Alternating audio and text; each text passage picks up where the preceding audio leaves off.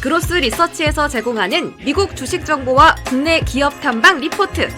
이용권 발급은 영상 하단 더보기란 링크를 클릭해 주세요. 네, 안녕하세요. 그로스 리서치 초대석의 이수연입니다. 자, 최근에 정말 정신없는 하루하루가 흘러가고 있습니다. 관세 여파로 글로벌 증시가 폭락했다가 폭등했다가 오늘 녹화 날짜 4월 10일 목요일이고요. 오늘은 이제 나스닥 포함해서 미 증시가 역사적으로 폭등한 날입니다. 우리 증시도 반등 성공했고 관세에 중점으로 조금 섹터에 대한 전략을 세워봐야 할 것 같습니다. 오늘 IM증권 영업부 이창환 이사 모셨습니다. 이사님 어서 오세요. 네, 안녕하십니까? 네. 자, 일단 첫 번째로 이 미국과 중국의 무역 전쟁이 점점 심화되고 있죠. 미국이 중국에게 104%의 관세를 부과하겠다라고 했고요. 발효가 시작됐습니다. 중국도 보복 관세로 84%의 관세를 부과하겠다고 오늘 공지했고, 이제 오늘 오후 12시 1분부터 중국도 미국에게 이제 관세 부과를 시작했는데요. 90일 정도 이 관세 부과, 상호 관세를 유예한다고 해서 이제 증시가 반등한 건데, 어쨌든 또 시한부잖아요. 또 3개월 동안 시한부고. 우리한테는 아주 굉장히 중요한 시간이 됐죠. 네. 왜 그러냐면 이제 대선이 6월 3일이니까. 맞아요. 6월 3일까지 사실 수장에 대한 공백에 대한 리스크가 있었거든요. 네. 그러니까 이제 각국은 협상을 막 하고, 물론 우리 무역 협상단이 이제 미국에 방문해서 협상하고 있지만 수장 공백에 대한 리스크가 있었고, 물론 이제 한덕수 총리가 뭐 통화는 했다고 합니다. 전화 통화해서 얘기를 했지만은 네. 그런 리스크가 있지만.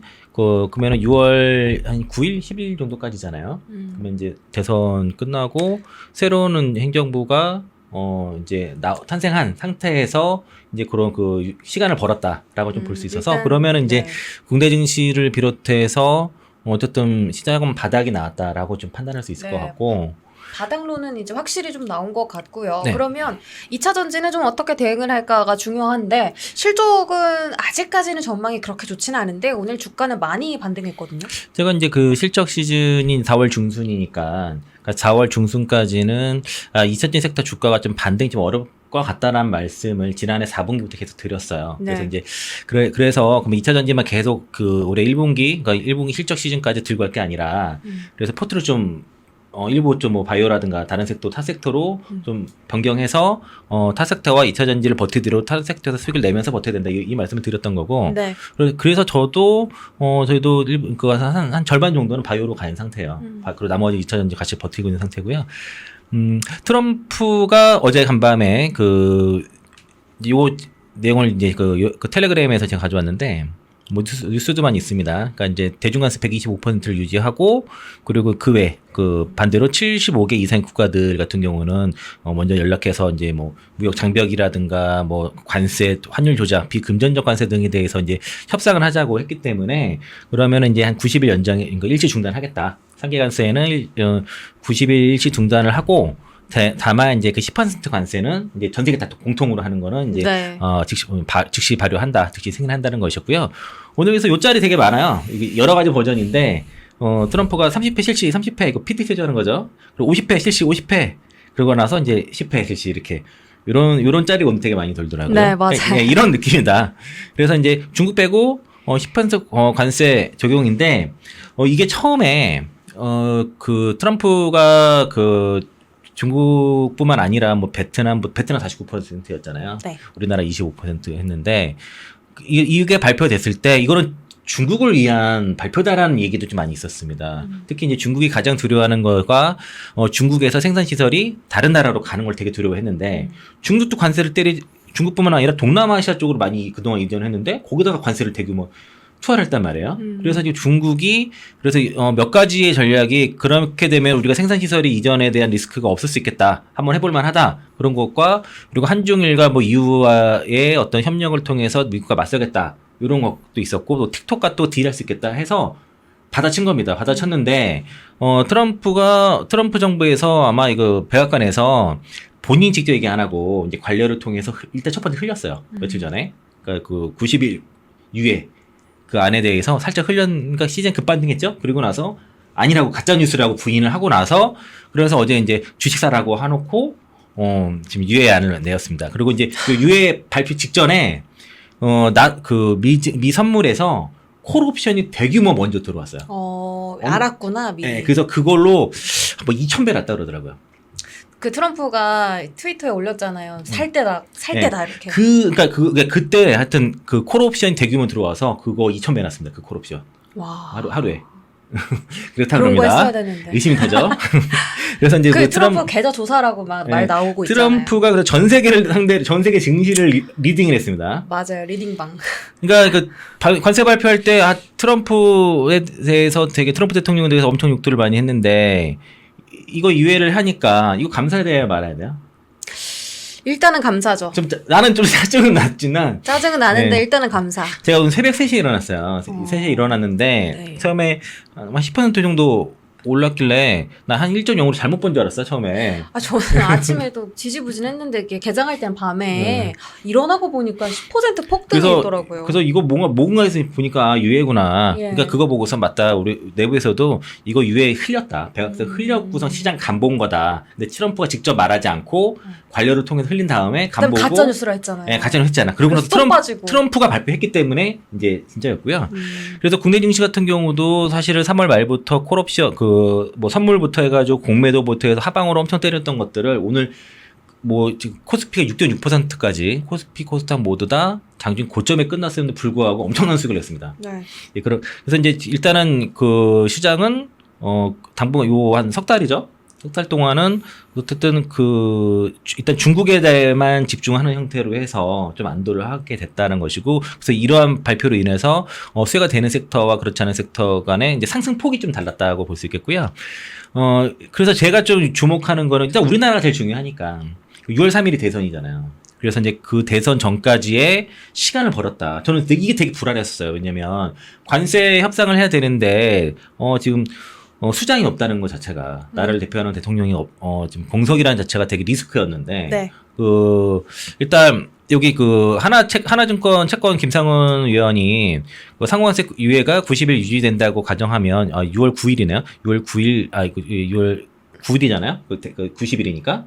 그러면은 우리나라 대선은 6월 3일이니까 컨설타가 생기고 협상이라도 해볼 수 있는 기간이 된다. 이 얘기를 하는 거고 저랑 같은 생각을 했더라고요. 그래서 생각이 같아서 가져왔고 그리고 이제 이거 대선을 하게 되면은 아무래도 그 재정 확장 정책을 발표할 가능성이 있고 아마 유력한 대선 후보가 뭐 이재명 대표 대표는 뭐 일단 내려놨는데 이런 정책들을 좀 얘기를 했어요. 오늘 머니투데이에서 이렇게 방송을 했더라고요. 근데 90일이면 3달이니까 7월 9일 아니에요? 오늘 4월 10일이잖아요. 그러니까 4월 10일, 5, 6. 그쵸. 7월이지. 여기 잘못됐네, 이 사람. 그러니까요. 네. 7월 9일이네, 이게 잘못됐네, 그쵸? 네. 그쵸. 어쨌든 대선 이후인 거는. 대선 이후. 한 달 정도, 저는 한 달 정도, 아까 한 달 정도 그 여유가 있는 거잖아요. 네. 생기는 거고, 그리고 한덕수 총리도 뭐 관세 이후 90일간 협상 진전에 부담 벗어야 뭐 이런 내용이 나왔어요. 그러니까 지금도 일단 그 90일간 총리는 다 한다고 했었고, 이제 잇따른 대선 전까지는 한덕수 총리가 맡아야 되니까 협상을 하고, 그리고 잘 넘겨줘서 이제 협상을 잘 하게 되면은 이제 뭐 이런 정책들이 오늘 좀 발표가 났습니다. 그래서 이제 오늘 머니투데이에서 이제 요약해서 잘 정리를 했고, 첫 번째가 재생에너지 쪽 있었고, 그리고 이제 반도체와 그 국가 AS센터 구축과 그리고 정책에 대해서는 이거 바이오 특화 펀드, 바이오 생태계 강화랑 드론 로봇 장비 및 그 방위 산업 협력고 지속 발굴 이런 내용들이 들어갔어요. 그래서 그러니까 이제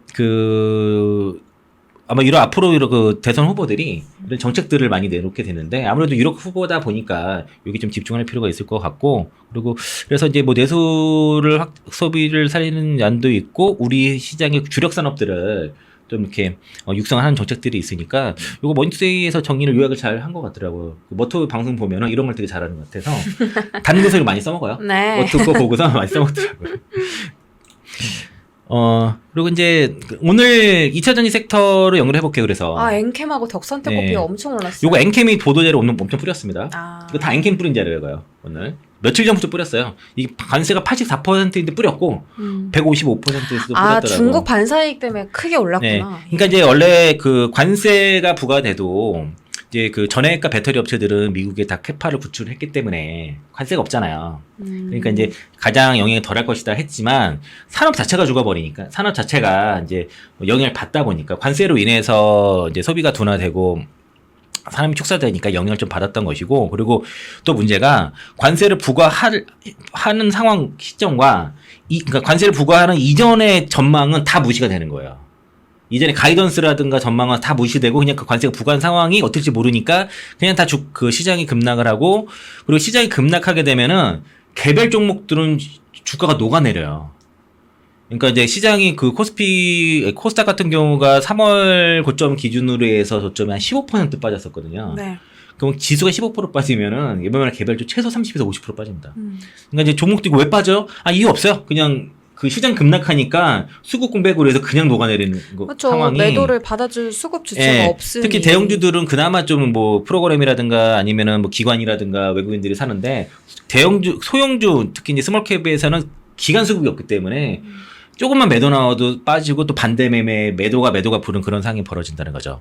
이건 엔케미 그 전체 뿌렸던 자료 내용인데 중국 전해 제품이 관세가 84%에서 이제 155%까지 관세 확대됐다라고 얘기를 하고 있습니다. 근데 무역협회 자료에서는 그 105% 관세 부분이 들어갈지 않아 있는데 엔캠에서 이렇게 얘기를 하고 있어요. 그래서 엔캠은 최근 미국 정부의 대중국 고율 관세 부과에 따라 북미 시장에서 대규모 반사이익이 예상된다라고 밝혔고, 엔캠은 현지 생산 인프라를 갖춰 관세 리스크가 없을 뿐만 아니라 중국산 대비 압도적인 가격 경쟁력을 확보하게 되면서 공급 확대 기회를 맞았다고 설명했다라고 하고 있고요. 그래서 관세가 어떻게 되냐면은 그 바이든 행정부가 전에 건 중국은 5% 기본 관세에다가 바이든 시절 때 그 슈퍼 301조로 해서 25%, 그리고 이번에 이제 보편 관세 10% 20% 맞았죠. 그리고 추가로 35%, 또 50% 했죠. 그리고 2차 보복 관세 21%까지 해서 이제 그 155%의 그 관세를 부과되는 겁니다. 그러니까 전에 시장을 사실 지금 엔캠이 이제 조금씩 점유를 가지고 있지만 그동안은 중국 업체들이 거의 다 90% 이상 장악했던 시절인데, 네. 요게 그래서 이제 엔캠이라든가 덕산테코피아, 솔브레홀딩스, 동아기업이 미국에서 진출해서 캐파를 구축한 상태고, 미국 현지 생산, 현지 공급 체제를 구축한 엔캠은 이번 조치로 절대적인 가격 경쟁력을 하게 됐다는 것이고요. 관세 영향으로 가격 측면에서 우위를 점했던 중국산 전해액은 오히려 미국 내 생산 제품보다 비싸지는 역전 현상이 벌어질 것으로 전망하고 있기 때문이다. 또 엔캠에서 얘기한 거는 기존에는 중국계 기업들이 덤핑 전략으로 가격 면에서 일정 부분 경쟁력이 있었지만, 그렇죠. 이번과 같은 고율 누적 관세가 적용되면 상황은 완전히 달라진다. 그래서 엔캠 같은 현지 생산 기업은 압도적인 가격 우위를 점하게 될 것이다. 네. 그러면 이제 오늘 그래서 보면은 2차 전지에서도 전액 기업들이 더 상승이 강했던 거예요. 제일 강했어요. 이것 때문에, 이것 때문에 예. 그런 거예요. 관세에 대한 그런 그 얘기들이 지금 그러니까 사실 먹혔던 것이라고 볼 수 있겠고요. 오히려 수혜를 받았네요. 네. 네. 그리고 이제 전액 쪽에 이제 원료의 40%, 원가의 40% 차지하는 이제 리튬 같은 경우도 오늘 좀 뭐 중원 첨단 소재 같은 경우도 그래서 반등이 나왔는데, 근데 그런 종목들이 엔캠 빼고는 대부분 다 스몰캡 종목들이 많아서 최근 하락에 주가 좀 녹아내렸습니다. 2차 전지뿐만 그러니까 2차 전지가 전체적으로 다 그런 영향을 좀 받았고, 그리고 이제 미국의 상호관세 부과했을 때는 전기차용 배터리보다 ESS용 배터리 쪽에 훨씬 더 영향을 줄 거라는 거죠. 왜냐면은 그 ESS 배터리는 대부분 중국에서 생산해서 수출이 더 많거든요. 네. 거의 그 수출의 90%를 차지하는 거의 이제 중국산이 그 90% 이상 차지하는데, 요게 그런 고율 발생가 붙게 되는 겁니다. 배터리에만. 그래서 이거는 이거는 엔지니어티브에서 계산한 게 최근 이제 98.4%인데 또 붙었잖아요. 그러니까 이거 지금 100% 넘어가요. ESS도. 네. 그러면은 그리고 내후년 26년부터는 또 관세가 또 붙거든요.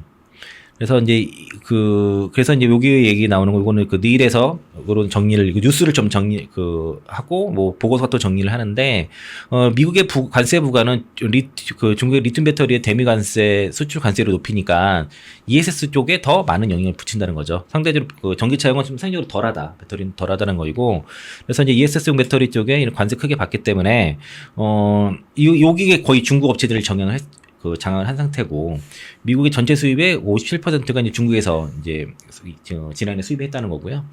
그리고 여기 미국 내 생산도 있어요. 그래서 이제 그런 그러니까 이런 관세 때문에 이게 결과적으로는 뭐 그 국내 업체들이 점유를 가져올 것이다. 높다는 그런 얘기인 거고. 그래서 이제 국내 배터리 3사 같은 경우는 현재 미국 진출을 좀 더 가속화하고 있습니다. 뭐 1분기 실적은 엔솔이 서프라이즈가 됐죠. 나왔어요. 서프라이즈. AMPC 때문에 그래요. 네, 맞아요. 그 LG화학이랑 엔솔이 1분기 서프라이즈 날 거라는 게 얘기 있었고 지난번 방송 때 LG화학 1분기 서프라이즈 날 거라 말씀드렸었고요.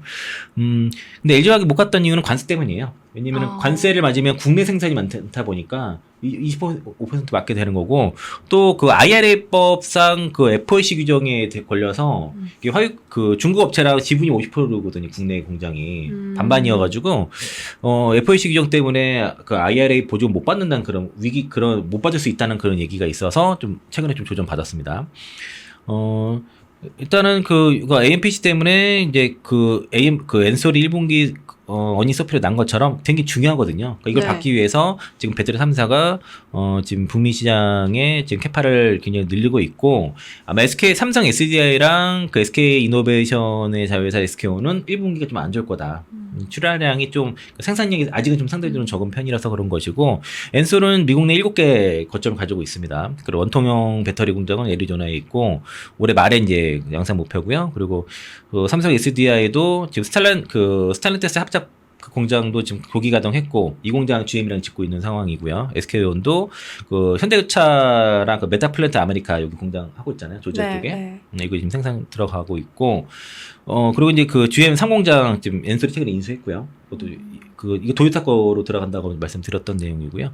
또 이제 그 미시간이랑 그 폴란드 브러츠 와츠 공장에서는 ESS 제품도 생산하고 있어서 이쪽으로 이제 그 시간이 좀 지나게 되면은 이제 거의 올해 26년부터는 그 배터리 3사의 점유율이 굉장히 빠르게 올라가게 돼요.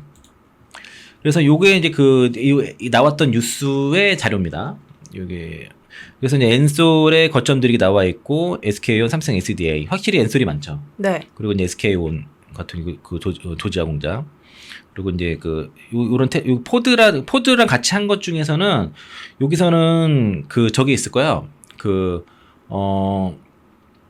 여기 닛산 거 이런 쪽 생산하게 됩니다. 그리고 이제 이렇게 이제 미국 내에 그 생산 기지를 구축을 하게 되면은, 앞으로 그렇게 되면 이제 25년 기준으로는 이제 캐파 기축으로는 그 배터리 3사가 미국 내에서 76.8%의 점유율을 갖게 되는 거고, 일본이 23.2%, 중국이 16.9%. 여기는 어디더라? ASC라든가 고시원은 근데 아마 그 공장 중단돼가지고 빠질 것 같고, 그런 업체들이 지금 들어가 있는 것이고요. 그래서 이제 적어도 76.8%의 캐파를 점유율을 가지고 가기 때문에 캐파 기준입니다. 네. 그러면 이게 다 가동된댔을 때는, 그러면 올해랑 이제 특히 이제 이 생산이 내년에 온전히 다 반영될 거 아닙니까? 내년도에 배터리 생산 실적이 상당히 좋아질 거다라고 볼 수 있겠고요. 고시원 하이테크 미시간 배터리 공장 건설이 중단이 됐습니다.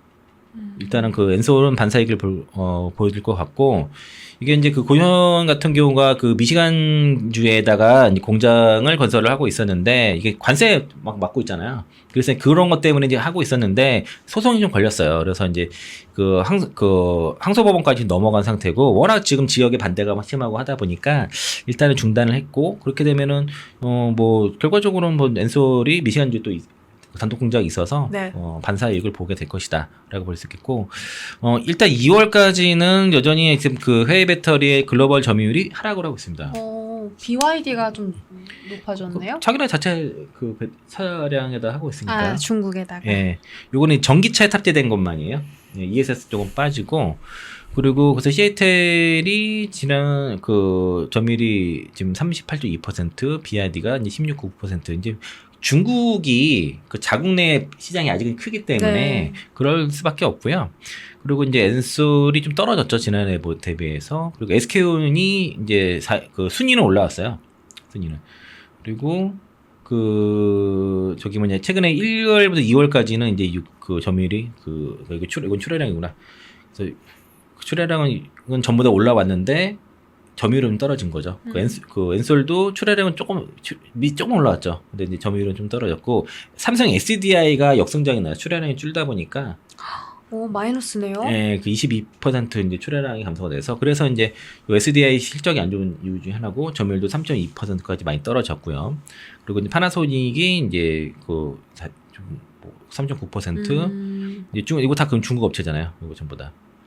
그래서 이제 일단은 요게 점유율 2월 달까지 이제 점유율 좀 하락이 나왔는데, 그 이유를 보면은 어쨌든 그 전체 평균 성장은 40% 성장이 나왔는데 네. 우리가 그렇게 성장하지 못했어요.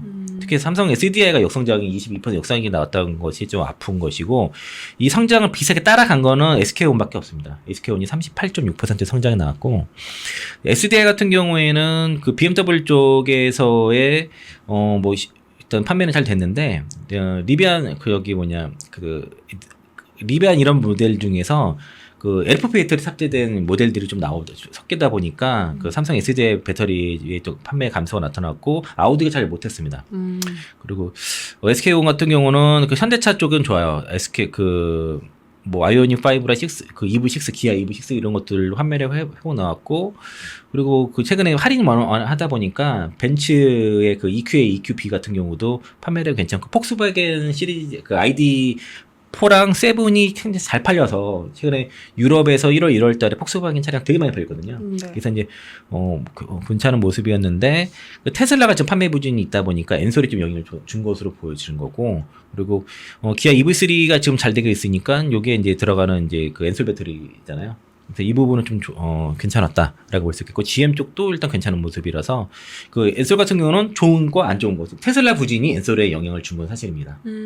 예, 그리고 뭐 시애틀이라든가 뭐 일본 파나소닉도 좀 전반적으로 테슬라 부진하면 부진해요. 예. 그래서 이제 지금은 그래서 이제 그 전반적인 분위기는 어쨌든 지금 그 이런 관세 문제 이런 것 때문에 글로벌 시장에서 중국산 배터리와 이제 원자재들을 대해서 이제 그 공급망 재편 중이기 때문에 이런 그 공급망 재편이 완료가 된다였을 때는 그 전에 아이디어처럼 이제 특히 북미 쪽에 진출한 K 배터리들의 수혜가 분명히 될 건데 이게 원래 기대했던 거는 이제 24년도 하반기부터 해서 25년도 본격 성장을 기대했는데 지금은 23년 하반기부터 24년까지 거의 이제 침체. 예. 그리고 그 실적 저점이 25년 1분기까지 안 좋다고 보는데 특히 실적에 봤을 때는 1분기, 4분기가 보다 1분기가 더 안 좋을 거라고 봤는데 일단 엔솔과 LG화학은 1분기가 더 좋은 모습의 회복세가 나타났고 에코프로비엠 흑자 얘기가 좀 있습니다. 저희 고객분이 에코프로비엠 주담과 통화를 했는데 지금 3월 달에 NCA 양극재 출하량이 괜찮아요. 수출 데이터가. 그거 에코프로비엠이에요. 삼성 SDI 향 에코프로비엠 양극재 NCA 출하량이 괜찮아서 잘하면 흑자도 가능하다라는 그런 기대감이 있다고 하더라고요. 그리고 코스피 이전 같은 경우는 뭐 하반기에 이제 다시 재춘인을 한다. 그래서 이제 그렇긴 한데 제가 어쨌든 이건 실적좀 발표해봐야 되는 문제이기 때문에 그래서 버티시더라도 어떤 여전히 타석들랑 같이 섞어서 같이 하시는 게 좋을 것 같다. 네. 그리고 이번 트럼프 관세에 유해 최대 수혜는 일단 섹터로는 전액인 것 같다. 오늘 주가에서 나타났다라고 볼 수 있겠습니다. 그로스 리서치에서 제공하는 미국 주식 정보와 국내 기업 탐방 리포트. 이용권 발급은 영상 하단 더보기란 링크를 클릭해 주세요.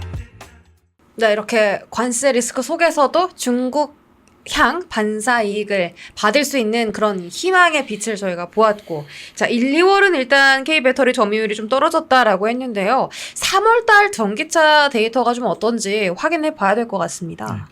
일단 3월달에 판매 데이터를 보니까 네. 미국 쪽은 15% 정도의 판매 성장이 나왔고요. 요거는 이제 15%라는 거는 그 전년 동월 대비인데 이 부분은 이제 PHEV랑 BEV를 합쳐서 전년 동기가 아니라요? 전년? 동월 대비죠. 전년 동월. 3월이니까. 예. 네네. 전월 대 2월 달 비해서는 34% 성장이 나왔지만은 전년 동월 대비해서는 이제 15% 성장이 나왔고 요거를 뭐 보정해도 대략 그냥 15% 정도 3월 달에 성장이 났다고 보시면 돼요. 2월 달에 11% 정도였고 테슬라가 마이너스 1% 정도. 그래서 이제 그 모델 Y가 이제 노후화되다 보니까 시장차 나오지 않습니까? 그래서 이제 모델 Y가 안 좋았지만은 모델 3라든가 사이버 트럭 쪽에서 이제 성장이 나오면서 상세를 해서 이제 거의 그냥 보합 수준으로 맞춰놨고 GM이 176% 성장이 나왔습니다. 아무래도 GM이 많이 팔릴 수밖에 없어요. 현재는요. 얼템셀드 쪽에서 신차가 계속 나오다 보니까 그 신차 모멘텀이 있고 그리고 프로모션을 많이 하고 있습니다. GM이. 그리고 포드도 프로모션을 많이 좀 걸어서 특히 이제 F150 라이트닝과 이 트랜짓 이쪽에 회복세가 나타났고 기아 현대가 북미 쪽은 안 좋아. 특히 기아가 북미에서 좀 고전을 좀 하고 있습니다. 그러니까 유럽 쪽은 EV3가 굉장히 지금 잘 나간다고. 예. 판매가 되는데 EV3를 북미에서 팔고 있지는 않으니까 영향이 있고 아이오닉 9이 뭐 좀 그러니까 6 이런 것도 좀 아직은 좀 덜 팔리고 있고요. 폭스바겐이 유럽에서 많이 팔았는데 일단은 요 지금 ID4가 북미에서 좀 부진한 상태라서 그런 상태라고 보여집니다. 그래서 이제 여기 이건 좀 된자료예요. 그 삼성증권에서는 관세 부과가 결국 이제 그 미국의 전기차 시장 판매 부정적으로 예상을 한다라는 얘기를 하는 것이고 그리고 지금 그 자동차 쪽이 애매해요. 나온 게. 관세가요? 관세가 유예된 건지 안 된 건지가 명확하지 않아요. 안 된 거라고 하던데요? 그러니까요. 그래서 그게 명확하게 명시가 안 돼 있어서 일단은 상호관세에서 면제는 유예는 빠진 걸로 지금 보는 거죠. 현재는 명확하지 않게 돼 근데 있어서. 품목관세는 여전히 네, 시행 품목관세 중이니까. 있고. 그래서 이제 이게 이제 어쨌든 그 미국 내 조립 비중이 대체로 낮단 말이에요. 그러니까 테슬라가 좀 높고. 도요타라든가 벤츠라든가 혼다 이런 건 좀 낮아요. BMW들은 그런 영향이 있을 것 같고, 그러니까 어떤 관세가 자동차 쪽 부과됐을 때는 지난번에 그랬잖아요.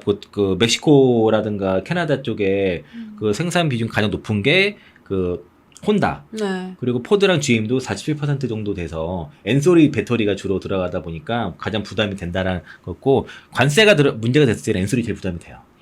그래서 엔솔 밸류체인이 전반적으로 좀 부진을 할 수도 있는 거라서 이 관세 문제랑 자동차랑 배터리랑 굉장히 밀접한 관계가 있고 그 관세 문제가 벌어졌을 때 직격탄입니다. 특히 양극재 같은 경우는 캐나다 쪽에 만약 관세가 커지면은 에코프로 비행과 포스코 퓨처에 문제가 생겨요. 거기 캐나다 공장이 있으니까요. 또 포스코 퓨처엠은 공장이 완공됐고 지금 에코프로비엠의 그 백한코아 그 공장이 지금 중단된 상태예요. 아, 그러니까 공장 다 져놨는데 왜 그런지. 예. 그래서 이제 이게 지금 국내가 어디가 유리할지에 대한 판단 때문에 만약에 똑같이 25% 만약 캐나다 25% 관세 맞으면은 국내 생산하는 게 낫거든요. 이거 그 미국의 전기차 그 월별 그 판매량이고요. 여기가 2021년, 22년 그리고 23년인데 요때 9월 10월 때부터 안 좋았다가 좀 4분기 항상 좋아요. 그리고 24년도 이게 성장이 좀 뭔가 둔화 좀 돼 있죠. 그러니까 이게 항상 이게 이런 식으로 와줘야 되는데 지난해 같은 경우에는 그 성장 나왔다가도 안 좋을 때도 있고 막 이랬던 거고. 그리고 이제 그 월말 그러니까 연말 프로모션 하면서 간 거고 지금은 스타트가 일단은 괜찮다는 거죠. 가파르네요. 네, 어떤 성장이 나오고 있는 구간이니까 이런 식으로 나온다 그러면은 올해부터는 어쨌든 그 전기차 쪽에서는 이제 그 성장세가 나올 수 있다고 그렇게 보는 거죠. 그래서 이제 요거는 좀 어쨌든 3월까지는 일단은 데이터가 미국도 괜찮다, 유럽도 좋았고 이제 문제는 이제 관세의 영향이 4월 달부터 발효가 되다 보니까 그 영향이 어떻게 발효될지 좀 봐야 되는 거예요. 그러니까 3월 달까지는 괜찮은 모습이고 그리고 업체별로 이제 성장률 쭉 나와 있는데 요거는 뭐 이렇게 그 참고하시면 좋을 것 같아요. 그래서 이제 요건 3월 달에 이게 와이어의 성장률과 이제 그 지난달 대비해서 성장률이 나왔는데 보면은 그러니까 지난달 대비해서는 현대라든가 뭐 대부분 업체들이 괜찮았어요. 근데 지난해 대비해서는 GM과 그리고 뭐 도요타 이런 데가 괜찮았고 그리고 이 시장 점유율 측면에서는 이제 지금 그 테슬라가 좀 점유율이 떨어지는 모습이고 GM이 올라가고 그런 얘기입니다. 그래서 화면으로 이렇게 보시면 좋을 것 같고요. 그리고 이제 그 엔솔 같은 경우가 그 얼텀셀즈 공장 있잖아요. 네. 여기는 GM이랑 혼다의 배터리가 들어가서 그래서 요게 이게 그 혼다랑 GM이랑 합친 배터리 출하는 그 전기차 판매됐습니다. 그래서 보면은 이제 얼텀셀즈가 그 전보다 괜찮았다는 것이고, 이게 월별 판매량이 이제 올라가고 있습니다. 현재는. 그러니까 이게 합산으로 봐야 돼요. 혼다가 있기 때문에.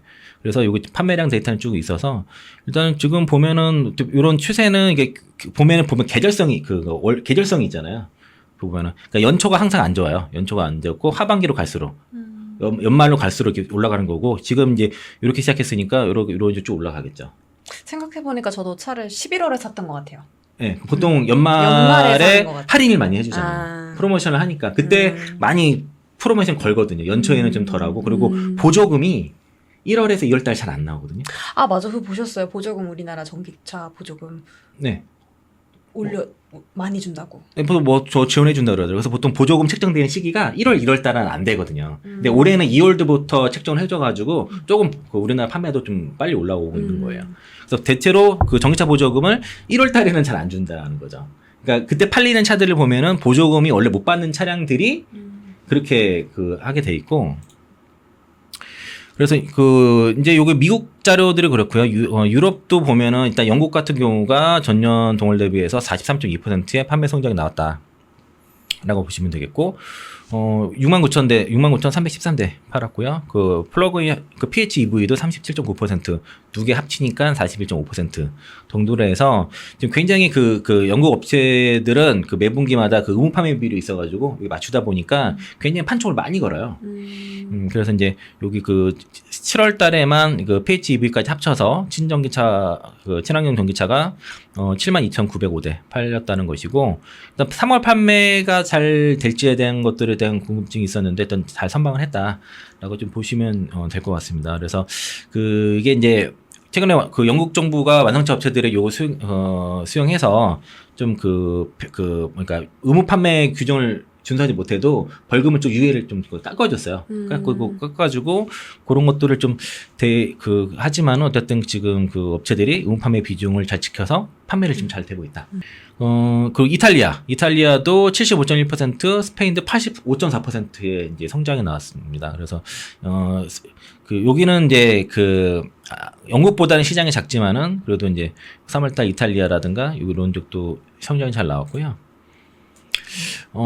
그래서 이제 보면은 미국도 그렇고 유럽도 일단은 현재까지 나온 데이터로 봤을 때는 데이터가 괜찮다라고 좀 보시면 좋을 것 같고요. 어제, 오늘 나온 뉴스구나. 네. 오늘 인베스터데이 열렸죠. 네. 요거는 그래서 아리스에서 정리한 내용인데, 뉴스, 2025년 인베스터데이에서, 2030년까지의 글로벌 판매 목표를 좀 하향을 했어요. 하향을 하고, 일단 조정을 했는데, 일단 전체 판매 목표 대수를 430만 대에서 419만 대로 하향했는데, 중국 시장 부진 등을 반영했다 그럽니다. 그래서 이제 전기차 판매 목표를 21%를 하향했습니다. 그러니까 기존에 2030년도 판매 목표를 160만 대. 까지가 아니라 2030년도에 160만 대 판매한다는 거를 126만 대로 수정했는데, 요 전기차 수정 얘기는 이제 미국의 전기차 보조금에 대한 불확실성을 고려를 했다라고 하고 있고요. 대신 하이브리드 판매에 대해서는 확대를 했습니다. 2030년도에 99만 3천 대로 상향을 했고, 그래서 이제 전기차 쪽에 좀 이거를 비중을 좀 조정해서 하이브리드 쪽으로 좀 이렇게 목표 비중을 좀 조절을 했고, 또 미국 시장에 대해서는 앞으로 전기 중형 픽업 트럭을 신규 출시 계획이고, 해당 전략 시장에 맞춰서 모델을 되게 다변화하겠다라는 겁니다. 유럽 같은 경우는 EV2부터 3, 4, 5 다 나오잖아요. 그런 식으로 이제 다변화를 하겠다는 것이고, 대신 2025년에서 2029년까지 이제 총 42조 투자를 하겠다는 겁니다. 그래서 전동화라든가 소프트웨어 쪽에 19조를 집중적으로 투자할 것이고, 친환경차의 비중도 이제 올해 28%에서 2030년 56%까지 확대 예정입니다. 그러니까 이제 기존은 변화가 없는데, 지금 특히 이제 중국 시장의 부진도 있었고, 그리고 미국의 전기차 시장에 대한 어떤 보정 불확실성 이런 것들 감안해서 목표 수정을 했다 정도로 감안하시면 좋을 것 같고요. 그래서 이제 일단은 3월까지는 미국도 그렇고 미국 양호하고 이유는 중국 유럽은 거의 폭발적으로 지금 성장이 나오고 있고, 네. 이제 3월달에 굉장히 좋을 거라고 말씀을 드렸었는데 성장이 나오고 있고, 그리고 이제 최종 데이터는 좀 봐야 돼요. 그러면은 이제 이달 아마 제가 그 데이터는 아마 5월달에 얘기할 수 있을 것 같은데. 한 4월 말이나 다다음 주는 얘기할 수 있지 않을까 싶고요. 네. 그리고 아쉬운 거는 기아의 글로벌 판매 목표를 하향은 조정은 됐지만은 방향성은 크게 차이가 없다. 이렇게 보시면 될 것 같습니다. 알겠습니다. 일단 빨리빨리 이제 미국이랑 유럽에서 이 현대차, 기아 점유율이 좀 늘었으면 좋겠는데 5월쯤 다시 한번 데이터를 체크해 보는 걸로 하고요. 그로스 리서치에서 제공하는 미국 주식 정보와 국내 기업 탐방 리포트. 이용권 발급은 영상 하단 더보기란 링크를 클릭해 주세요. 마지막으로 이제 공매도 얘기할 텐데요. 3월 31일, 타이밍 너무 안 좋습니다. 타이밍 어쩜 이렇게 이 관세 리스크와 이 대선 리스크가 불확실성이 좀 겹쳐진 속에서 공매도가 시작이 됐고요. 외국인이 공매도 시작 날부터 이제 4월 8일까지 기준 10조 원 매도했습니다. 언제까지 이렇게 매도를 할까? 네. 환율이 좀 원달러 환율이 좀 떨어져야 다시 들어오려나 싶은데 어떻게 트럼프 관세 보십니까? 유예하니까 관세 그다음에 좀 환율 좀 떨어지긴 했는데 여전히 네. 고환율인 상태죠. 맞아요. 그러니까 금리 인하를 하고 자꾸 환율 방어를 하려고 자꾸 하는 게 더 문제예요. 음. 잠깐 우리가 경기가 안 좋으니까 부동산을 살리려고 하는 것 같긴 한데. 금리 인하고선 환율 방어하고 그렇게 하고 있고 그리고 월초는 좋아요. 월초는 환율 괜찮습니다. 월초는 그래도 연기금이 계속 방어를 하거든요. 그러니까 매달치 얼마쯤 하겠다라고 이미 선포를 했기 때문에 매달 그렇게 환율 환해지를 해요. 환해지를 네. 하는데 그걸 이용해서 시장이 좀 빠지더라도 월초에는 시장이 어떻게든 반등을 하고요. 그러다가 월말에 마지막 3거래일 때 급락이 항상 나오는 패턴이 12월 달부터 3월 달까지 계속 있었구나. 넉 달 연속 있었습니다. 나중에 그 코스피 차트를 보시면은 마지막 거래일 때 자꾸 급락이 나와요. 한번 볼까요? 마지막 3개월일 그 12월 말도 그렇고 1월 말, 2월 말, 3월 말. 그 마지막 한 3거래 정도 때 그리고 아니면은 그 이제 공일이 꼈을 때는 그 이거 뭐 2월 첫 거래 뭐 이럴 때 급락이 나오는 패턴이 지금 그러네요. 4개월 때 벌어지는 게 이게 이 환해지 문제 때문에요. 그러네요. 그러니까 네. 연초에는 그러니까 월초에는 연기금이 자금이 있어서 막 환율 방어 열심히 하다가 돈이 떨어질 쯤에서 공격이 들어옵니다. 그걸 계속 지금 환율 가지고 외국인들이 차익실현을 하는 겁니다. 몰랐네. 완승의 완승. 지금 완승. 공매도 제게 일주일 만에 공매도 대금 6조 원 돌파했다는 뉴스가 있었고요. 네. 그러니까 지금 공매도 거래 대금의 이제 코스피는 외국인 90%, 그 코스닥이 87% 절대적인 비중을 차지해서 지금 외국인들의 밭이다. 그러니까 이제 공매도의 순기능이 분명히 있을 테지만 공매도 재개하면은 외국인들 들어올 거라면서요. 그 공매도 찬성하시는 분들 많이 그랬었잖아요. 네, 그러니까 저는 공매도 자체의 반대보다도 불법 공매도를 좀 반대를 했던 것이고 사실 그 공매도 재개돼야 될 수밖에 없는 이유에 대해서는 이제 그 FTSA 그 러셀에서 시장 재분류할 때 우리나라가 이제 선진지수에 들어가 있는데 이 공매도를 재개하지 않게 되면은 이제 4월 8일에 강등될 수 있는 리스크가 있었기 때문에 어쩔 수 없이 그걸 막기 위해서 재개해야 된다라는 말씀을 드렸던 거지 이게 자체를 뭐 이렇게 좋게 본 건 아닙니다. 아까 뭐 10조 원 돌파했다고 공매도 대금만? 아니요, 그냥 매도를. 매도만. 네. 그래서 이제 일단은 이게 이제 공매도 재개했는데 공매도 가열 종목이 매일매일 속출하고 있습니다. 2차 전지도 많이 맞았잖아요. 네, 어떤 종목들은 이틀에 한 번씩 걸려. 그러니까 공매도 가열되고선 다음날 풀렸잖아요. 금지되고. 다음날 또 그 가열? 그럼 계속 퐁당퐁당 아니면 그 연장돼서 이틀 연속 그런 종목들이 지금 엄청 많습니다. 엄청 많아. 예. 그러니까 시장이 정상적인 시장이라든가 좀 강세장이라든가 상승장일 때는 이게 이제 정상적으로 작용해서 어떤 가격에 대한 거래량을 늘려주고 수급도 이제 순환을 시켜주면서 가격 발견 기능이라는 순 기능이 작동할 수 있겠지만은 지금처럼 시장의 시황 자체가 글로벌 증시가 이제 폭락하는 상황에서는 하락을 더 가속화시킨다는 문제가 있습니다.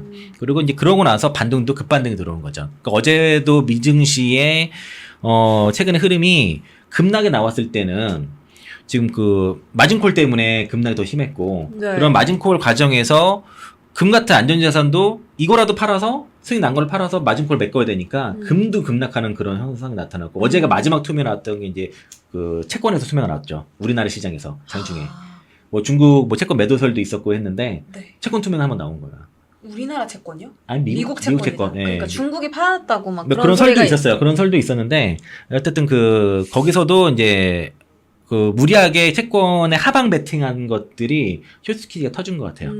굉장히 그 채권 금리 그러니까 베센트에서도 얘기를 장관이 얘기했던 것처럼 미국 행정부 트럼프 행정부가 지금 10년물 국채 금리에 되게 민감하게 지금 지켜보고 있는데 그래서 채권 금리가 계속 떨어질 거다라는 전망에 좀 세게 베팅이 들어간 자금들이 이번에 굉장히 호되게 당했습니다. 그래서 이제 이게 계속 반복되고 있다는 거죠. 그리고 이게 업종을 가리지 않고선 공매도 가열 종목들이 속출을 한다는 것이고요. 카카오, 하이닉스 네. 다 포함해서. 그래서 공매도 가열 지정 목표가 변동성 하나 목표인데 이게 과열 종목 지정돼도 다음날 빠지는 경우도 많이 있어요. 변동성을 더 키우는데요. 그래서 기준이 있어요. 기준이. 그래서 이제 5월 말까지 좀 더 강화된 내용으로 이제 지정이 되는데 여기 코스피 요건이 있고 코스닥 요건이 있거든요.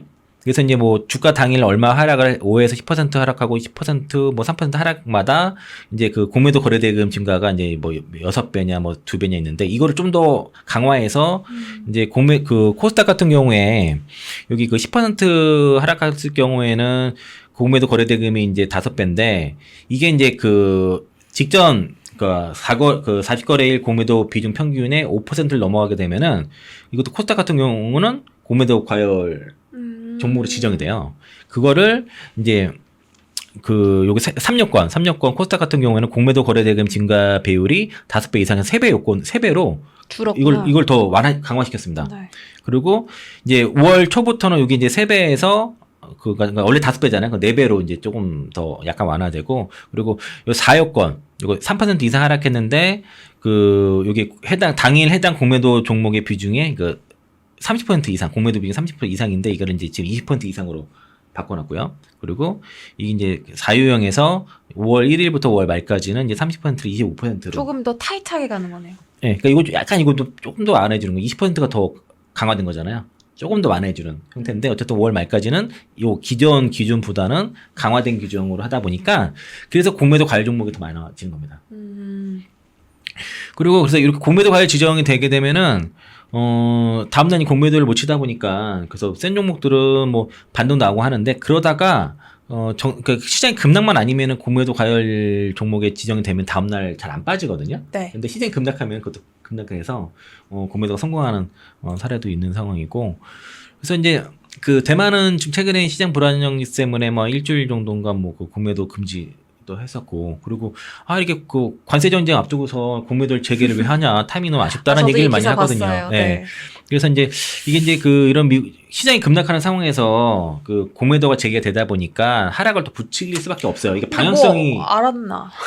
근데 이제 이게 어쩔 수 없는 상황이에요. 작년에 이미 결정을 한 그러니까 것이라서. 공매도 재개를 안 하게 될 때는 우리가 피가 더 클 수밖에 없는 상황에 있어서 이게 타이밍이 잘 안 좋았던 거죠. 진짜 아쉬워요. 네. 그래서 좀 더 공매도를 좀 강화 요건을 좀 강화한 것도 있었지만 역부족이었다 볼 수 있겠고요. 그러니까 정선적인 시장에서는 뭐 안정화 기능을 하지만 이런 외부 요건이 과도하게 이제 반응할 경우에는 주가를 하락하는 부추기는 효과가 더 크다라고 얘기를 했고, 대만처럼 뭐 선제적으로 공매도를 막는 것이 단점보다는 장점 크다라고 하는, 저는 그렇게 보지는 않습니다.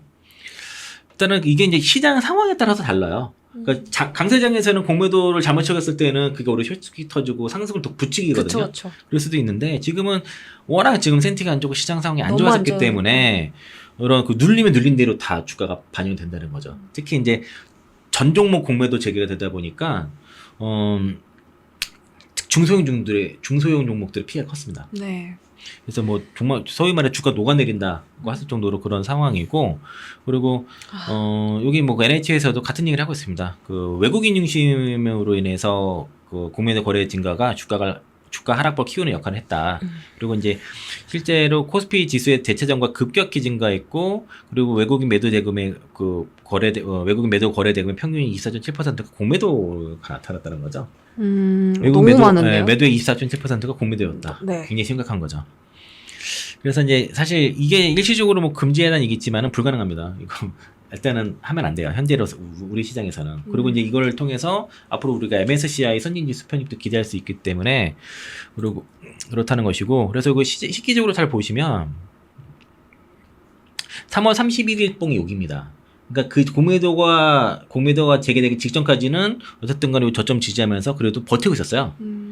시작되자마자 물론 미증치가 이때 급락한 것도 있었지만은 갭으로 하락해서 이런 식으로 좀 급락이 나왔고 오늘 반등이 나온 겁니다.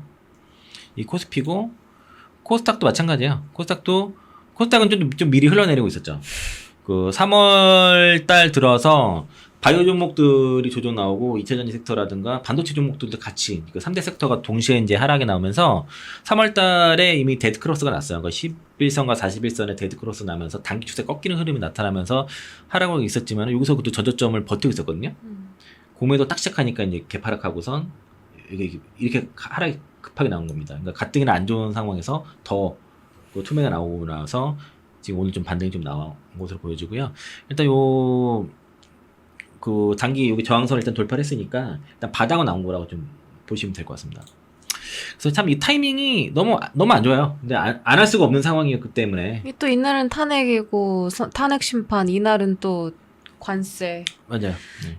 그래서 탄핵 심판 탄핵 결정 나고 나서 반등 나왔다가 맞아요. 다시 나왔다가 다음날 이제 떨어졌죠. 그날 새벽에 미증시 급락했죠. 맞아요. 곧바로. 그러고 나서 유형을 받았고. 그리고 요거는 이제 공매도 타이밍이 아쉽다는 말씀을 드렸던 거고, 요건 좀 다른 얘기예요. 그러니까 지금 이번에 공매도를 금지하고 시스템을 정비했던 이유가 이 불법 무차익 공매도를 막는 거였거든요. 네. 그래서 지금은 이제 사실상의 그 무차익과 불법 공매도가 좀 막혀 있습니다.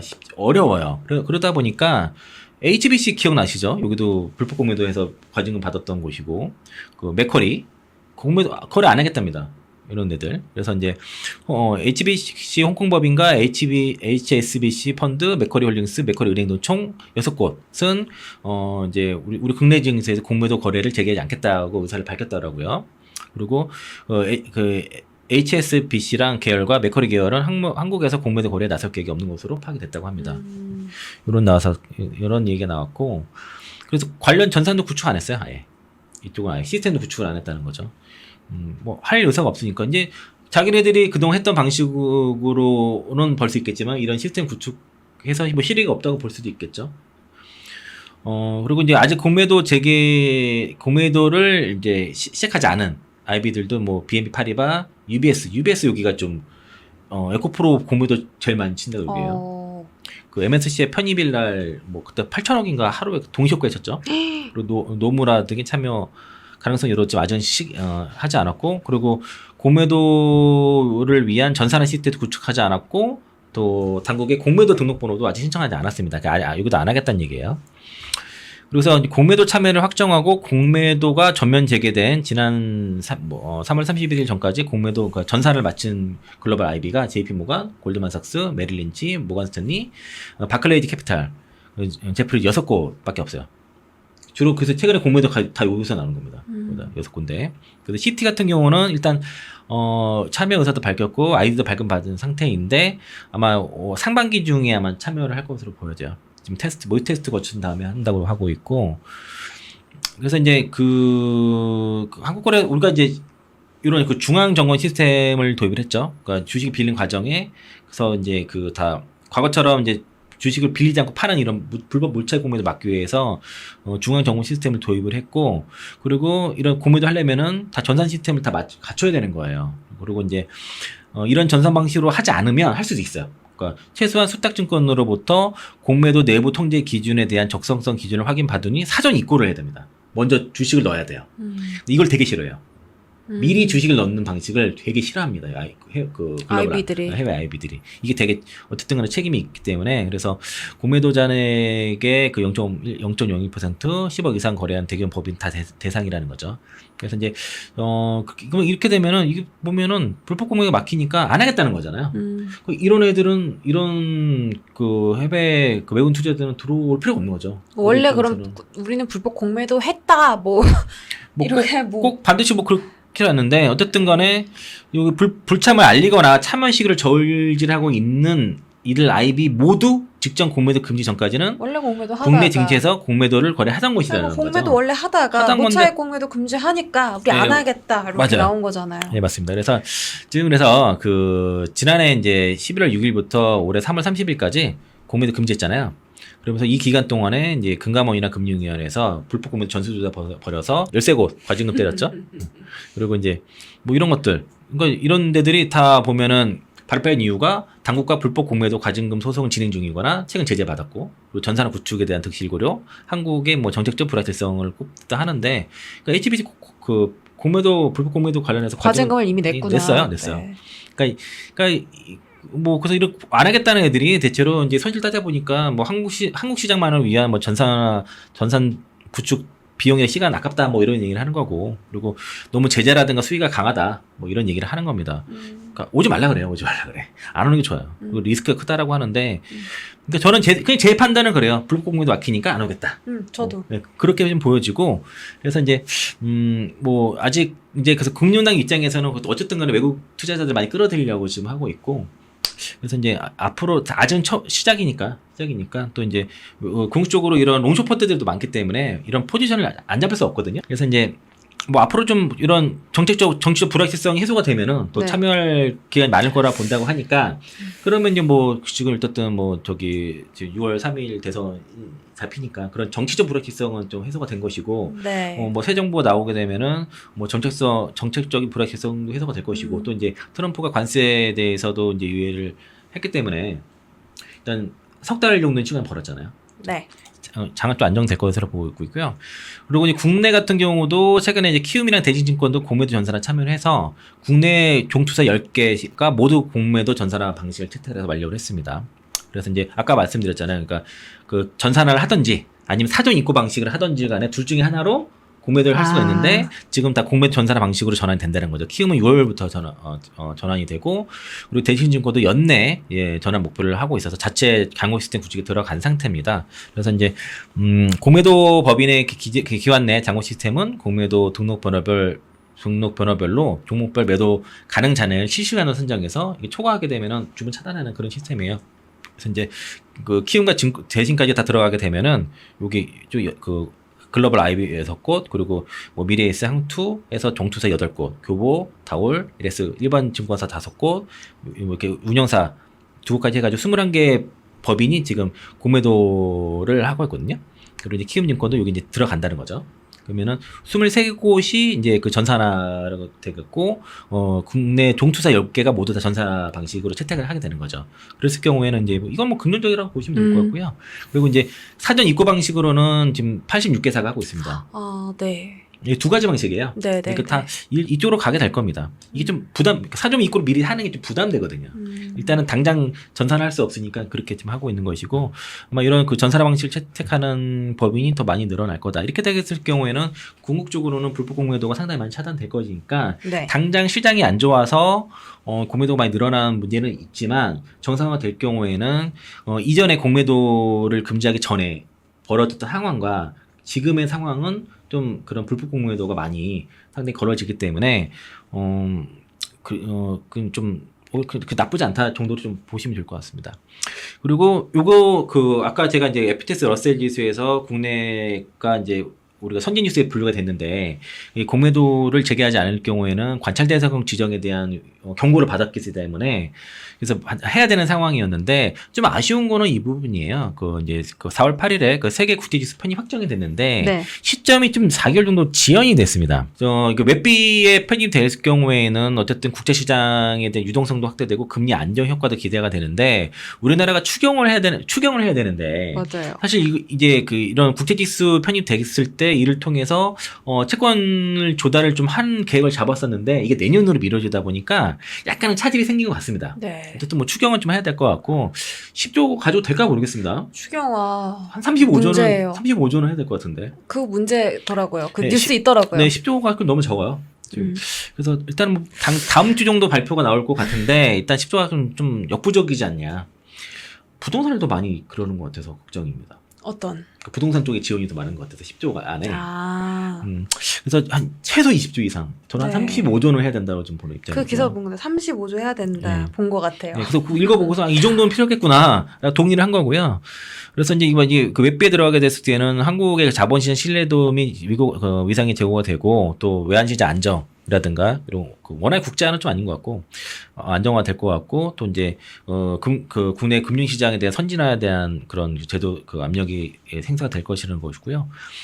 확실히 가장 중요한 게 환율 안정, 외환시장 안정이 가장 중요해요. 환율 정말 중요해요. 그리고 자본 조달 같은 경우도 좀 더 채권 시장의 그 유동성 강화가 되기 때문에 우리가 여기에 대해서 이제 정부가 예산 조달할 때 상당히 긍정이 될 건데 이게 어쨌든 그 편입 지연된 거는 또 일본 같은 경우가 좀 준비가 좀 필요해가지고 일본 쪽에서 요청이 좀 들어왔다 그래요.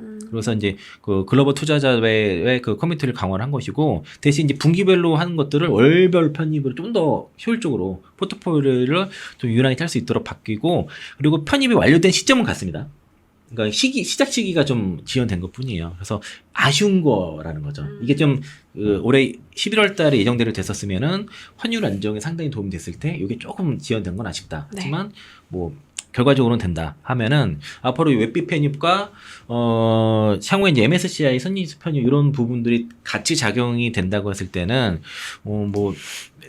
상당히 국내 시장에 긍정적인 외국 정보들이 효과를 많이 들어올 수 있는 요인이 되니까 올해보다는 내년도에 국내 증시가 상당히 좀 좋을 가능성이 있지 않을까라고 좀 판단하고 있습니다. 알겠습니다. 그 세계 국채지수와 MSCI 꼭 이제 편입이 돼서 내년에 좀 더 좋은 그림이 국내 시장에 나왔으면 좋겠고요. 이제 공매도에 대한 이야기까지 좀 다뤄봤습니다. 이제 6월 3일 대선 그리고 이제 상호관세 90일 유예됐으니 이제 2달 동안 또 치열하게 국내 증시 좀 달려갈 예정이고 이제 저희 다다음 주도 우리 이창원 이사님과 함께 그로스 리서치 더 풍부한 컨텐츠로 돌아오도록 하겠습니다. 이사님 고맙습니다. 네, 고맙습니다.